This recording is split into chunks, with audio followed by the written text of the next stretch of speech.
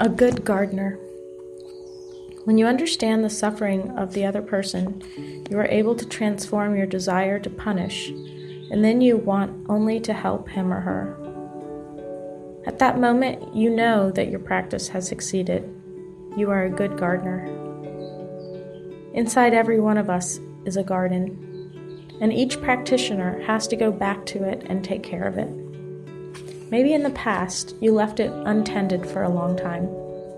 You should know exactly what is going on in your own garden and try to put everything in order. Restore the beauty, restore the harmony in your garden. Many people will enjoy your garden if it is well tended. Taking care of yourself, taking care of the other. As children, our fathers and our mothers taught us how to breathe, how to walk, how to sit, how to eat, how to speak.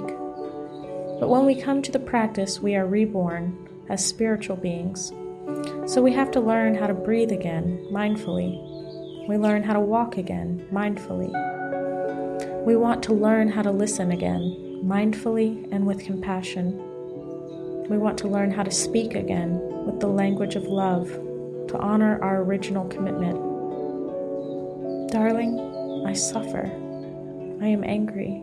I want you to know it. This expresses faithfulness to your commitment.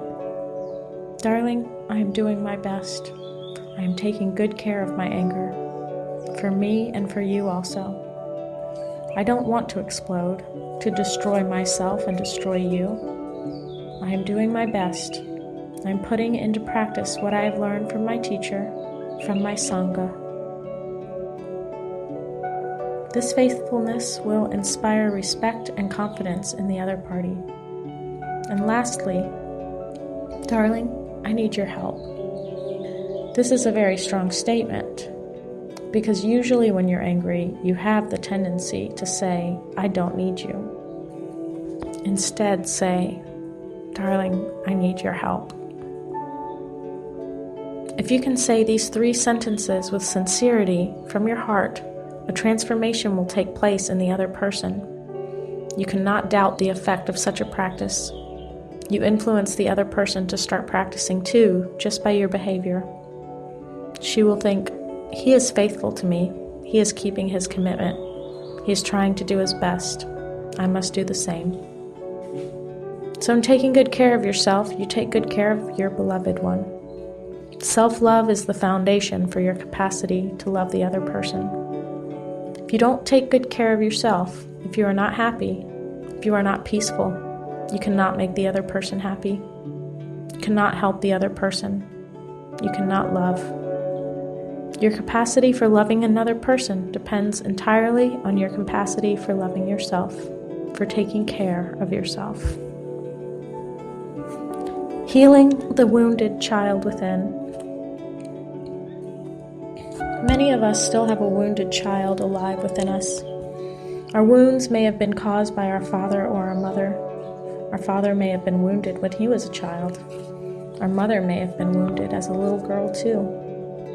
Because they did not know how to heal the wounds from their childhood, they have transmitted their wounds to us.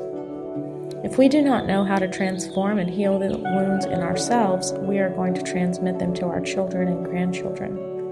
This is why we have to go back to the wounded child in us to help him or her heal. Sometimes the wounded child in us needs all of our attention. That little child might emerge from the depths of our consciousness and ask for our attention.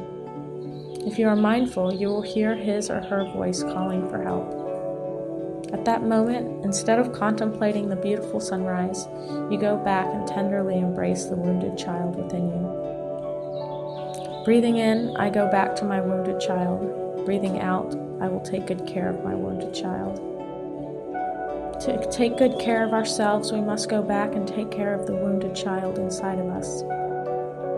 You have to practice going back to your wounded child every day.